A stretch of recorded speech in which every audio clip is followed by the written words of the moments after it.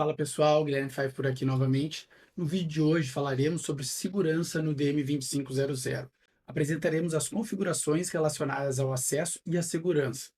Ao final, você será capaz de gerenciar usuários locais ou através de servidor centralizado e aplicar políticas de segurança. Roda a vinheta.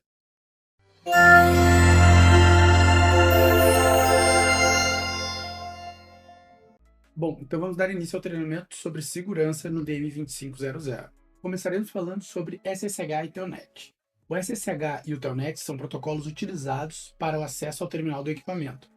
Ambos vêm habilitados na configuração de fábrica do equipamento. Caso desejado, é possível alterar a porta utilizada pelo protocolo e também endereços IP que poderão acessar o equipamento através do protocolo. Para configurar uma porta para o Telnet, né? Dentro de configure, né? Quando você acessar o equipamento, conforme já mostramos nos vídeos anteriores, você vai cair na raiz, vai dar o configure e aí vai aplicar o comando set service telnet e a porta desejada. A mesma coisa serve para SSH. Então, set service, SSH port. Agora falando sobre usuários do sistema. Conforme já falamos em vídeos anteriores, o usuário padrão é o admin e a senha, uma senha única localizada na etiqueta abaixo do equipamento, com privilégio de administrador. Configurar, né? Você criar um usuário novo. Então você vai entrar dentro do config, set system, login user e vai determinar o nome desse novo usuário. Depois você vai configurar o level, né? E aí você vai determinar se ele será um usuário do tipo admin, que terá todas as permissões, né? Pode configurar, dar todo tipo de show, ou se será um usuário operador que terá limitações no que ele pode fazer, né? Só pode dar alguns comandos de show, não pode configurar qualquer comando, né? E aí, para configurar a senha desse usuário, né? Então você vai digitar o set system login user, o mesmo nome do usuário que você configurou aqui na linha de cima, né? Agora authentication, e aí você vai escolher se vai utilizar uma senha encriptada, né? Ou em texto puro. E aí você vai definir aqui uma observação importante é que o password, caso você utilize caracteres especiais, recomenda-se que você utilize aspas simples, porque elas podem não ser, algum desses caracteres pode não ser reconhecido no equipamento, e aí se você criar um usuário novo e tirar o admin, você pode não conseguir acessar o equipamento e precisar quebrar a senha, né? Caso você tenha colocado ali algum caractere que o equipamento não reconheça. Então, quando você coloca entre aspas simples, você garante que ele vai considerar aquilo ali todo como um texto, como senha, né? E não vai ignorar lá o caractere especial. Uma boa prática é a alteração do usuário admin, né? Porque o padrão de todo equipamento é ter um usuário admin. Então, você removendo esse usuário e criando um usuário diferente, você estará protegendo o seu equipamento. Agora, falando um pouco sobre TACACS. Para configurar o TACACS, o usuário deve especificar o endereço do servidor e uma chave secreta a ser usada para autenticar os usuários. É recomendável escrever a chave secreta entre aspas simples para permitir a utilizar caracteres especiais. Então, a mesma coisa que eu comentei no slide anterior, né? Lá a gente estava falando sobre a senha do usuário local, aqui a gente está falando sobre a chave secreta do servidor de TACACS, né? Então, para todo tipo de senha que você precisar configurar no DM250, quando você for utilizar caractere especial, colocar essa senha entre aspas simples para não ter nenhum tipo de problema. Então vamos à configuração. Você vai entrar dentro do modo de config, né? Eu tenho aqui esse joguinho da velha. Set system login tac plus, aí o host, né? O IP do servidor, secret e a senha a password secret desse servidor TACACS. Depois set system login, do server, authentication e account. Para fazer a verificação e troubleshoot, você pode utilizar o comando show TACACS. Agora falando um pouco sobre o radius. Para configurar o radius, o usuário deve especificar o endereço do servidor e a chave secreta a ser usada para autenticar os usuários. Também é recomendado que a chave secreta utilize aspas simples por conta dos caracteres especiais. Então, muito similar, né? A configuração do TACACS, agora aqui é do Radius. Você vai usar aqui o set system, login, Radius server, configurar o IP do servidor de Radius, né? Aqui a porta que vai ser utilizada, o padrão 1812. Depois, você vai configurar a senha, né? O secret desse servidor, entre aspas simples. para troubleshooting, show radius e show log radius. Agora vamos falar um pouco sobre ACL, Access Control List, do DM2500. As ACLs garantem que apenas os usuários autorizados tenham acesso a recursos específicos, enquanto bloqueiam tentativas não autorizadas de acessar os recursos da rede. As ACLs são usadas para fornecer controle de fluxo de tráfego, restringir o conteúdo das atualizações de roteamento, decidir quais tipos de tráfego são encaminhados ou bloqueados e, acima de tudo, fornecer segurança para a rede. O exemplo de configuração abaixo demonstra uma ACL que permite a comunicação do roteador apenas com a rede 192.020/24 e para os protocolos SSH, Telnet, SNMP e ICMP. Apenas lembrando o que eu acho que eu já comentei em algum dos vídeos anteriores,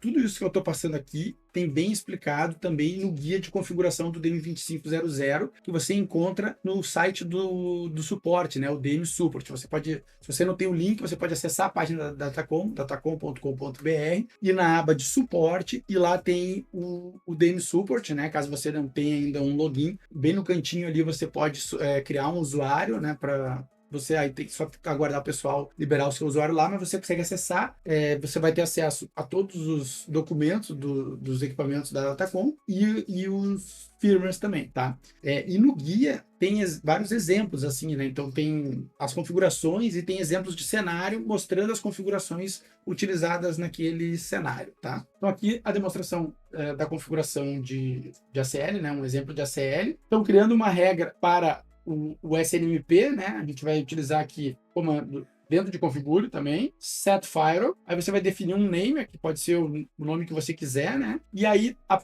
dentro aqui do nome, né, você vai criar as regras. Então, essa aqui será a regra de número 1, que ela vai ter uma ação de aceitar o que vier com destino à porta SNMP, também protocolo UDP e com source address 192.020/24. Essa regra será uma regra de Telnet, então você vê que até aqui segue a mesma coisa, né? Set file name, o mesmo nome, que é tudo um conjunto de regras que pertencem ao mesmo grupo, né? Aqui nós só pulamos um ID, a gente iniciou no 1 e aqui continuamos no 3. Uma boa prática pode ser você não colocar tudo em sequência, porque, por exemplo, assim, ó, aqui eu vou criar agora uma regra de Telnet, e na sequência aqui eu já estou criando o SSH na regra 4. Se futuramente eu quiser adicionar mais uma regra de Telnet, né, por exemplo, um outro endereço, eu consigo deixar eles agrupados, né? Eu poderia, então, configurar. Hoje eu só tenho uma rede que eu quero permitir. Futuramente eu posso ter uma segunda rede, aí eu poderia utilizar, deixar livre aqui algum espaço, né, para deixar eles sequenciais. Outra possibilidade também seria, que nós vamos mostrar mais para frente, mas seria, ao invés de usar a rede aqui, você pode usar um grupo de endereços, né? Então você não precisa ficar criando uma regra para cada rede. Você pode criar esse grupo e depois você vai adicionando só dentro do grupo, né? Isso também facilita um pouco. Mas então vamos voltar aqui ao Telnet, né? Mesma coisa, mesma ideia do anterior. Você vai dizer a action, que é accept, né? Eu quero permitir que essa rede acesse o equipamento por Telnet, né? E aí que eu preciso dizer também o protocolo TCP. O SSH segue a mesma ideia, accept, porta de SSH, aqui o protocolo é TCP e UDP, e o source address é esse aqui, tá? Então, assim, se você precisar criar essa regra, pega o guia de configuração lá, que lá tem tudo prontinho, assim, olhando aqui só pelo vídeo, talvez fique um pouco difícil, você tem que copiar, montar todo. Lá no guia a gente tem uma regra bem completinha, assim, com vários protocolos, tudo pronto, só você copiar e editar os endereços e seguir a mesma ordem da regra que tem lá no guia de configuração, tá? Aqui também vamos liberar o ICMP, né? Então, criamos aqui a regra 7, com a ação de accept, o protocolo ICMP e este endereço. Aqui dando continuidade à nossa regra de firewall, né? Então, vocês viram que a gente aplicou algumas regras de permit, né? Permitimos ICMP, permitimos Telnet, permitimos SSH, SNMP. Só que agora a gente precisa botar uma regra default nesse firewall, que é a regra default action drop, que é para dizer o que não cair naquelas regras que foram criadas como accept, né, como aceitas, o que é para ser feito. Então, nós vamos utilizar o drop, que é para dropar. Existe também essa opção de utilizar a configuração de reject, né, rejeitar, que ela, além de dropar, como o drop faz, ela vai notificar a origem. Então, por exemplo, se for um ICMP, provavelmente ele vai devolver para o equipamento que disparou o ICMP um ICMP unreachable. Enquanto que se eu uso o drop, ele simplesmente dropa e não responde nada, né? Outra observação é, qualquer protocolo que não tiver nessas regras que nós definimos agora, eles não vão ser permitidos, porque eles não tiveram a configuração ali de accept, né, definida. Então, se não demete nenhuma daquelas regras, a última regra é drop, ele vai dropar. Feito isso, agora a gente precisa aplicar a configuração numa interface, né? Porque só criar o firewall não significa que ele já está funcionando. Você tem que associar uma interface e a partir daí ele vai passar a aplicar as regras, né? Então, set interface dentro do modo de configure sempre, né? Ethernet ETH1 firewall. Nesse exemplo aqui nós vamos utilizar local, name e aí aquele nome que a gente deu lá para o firewall. As opções que nós temos de configuração para o firewall na interface são in, local ou out. O local significa que os pacotes que estiverem entrando na interface e forem com destino à CPU do DM2500 vão cair nessa regra aqui de firewall. Se eu definir que é uma regra in, qualquer coisa que vier para a CPU vai ser ignorada, vai chegar na CPU. A regra de in, ela funciona quando eu quero aplicar uma regra em pacotes que entram numa interface, como aqui no exemplo eu apliquei na interface 1, e elas têm o destino uma outra interface do DM2500. Por exemplo, ele vai rotear alguma coisa da ETH1 para ETH2. Então, quando eu aplico o in na ETH1 e der match, né, ele tem que estar indo para alguma ETH e dar match ali naqueles pacotes. Aí ele vai ser, o firewall vai atuar, né? Então, você tem que ver se você quer fazer uma regra de proteção do equipamento, você tem que usar local. Se você está aplicando alguma regra nos pacotes, nos dados, por exemplo, do cliente, né, que está entrando na ETH1 e vai subir para uma interface de WAN, ou o contrário, na interface de WAN e vai para a interface do cliente, você vai, caso seja na entrada desses pacotes, você vai utilizar o in, e caso seja na saída da interface, né, então o que está vindo de uma outra interface e vai sair por essa interface onde você está aplicando, você quer aplicar uma regra de saída, então você utiliza o out. Então, conforme eu mencionei anteriormente, é possível também criar um grupo de IPs, né? Então, para você não ter que ficar criando, você tem um range lá com várias redes, né? Então, para você não ter que ficar criando uma regra para cada uma, você cria um firewall group, aí também aqui você define um nome para esse... Não, na verdade não aqui, né? Network group, aí aqui você define um nome e o IP, né, da rede. Então aqui as redes que você quer. E aí lá na configuração, aqui, em vez de você configurar o endereço, você vai colocar aqui group, network group, e aí o nome que você colocou aqui. Bom, então agora vamos dar uma olhadinha no CLI do DM2500, né? Então, conforme já mostramos anteriormente, a gente sempre cai aqui na raiz, vamos dar o configure, e aí os comandos, né? Set service telnet.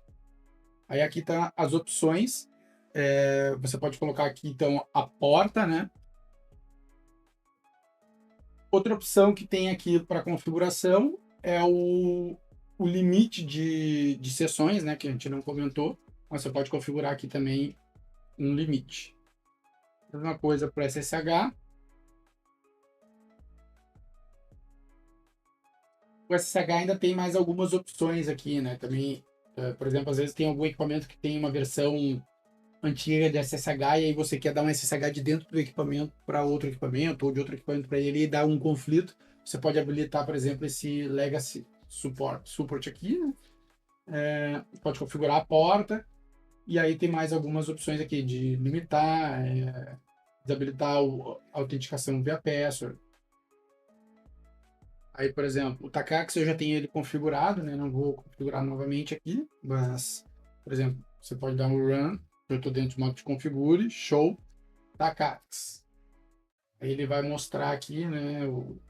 Está habilitado o authorization, está habilitado o account, o IP, não foi definida uma configuração de source address, o status dele está up, prioridade 8, e o último acesso, dia 9/12/25. O Radius eu não tenho ele configurado, mas vai mostrar parecido com isso aqui, né? O que está configurado, enfim, só dá o show.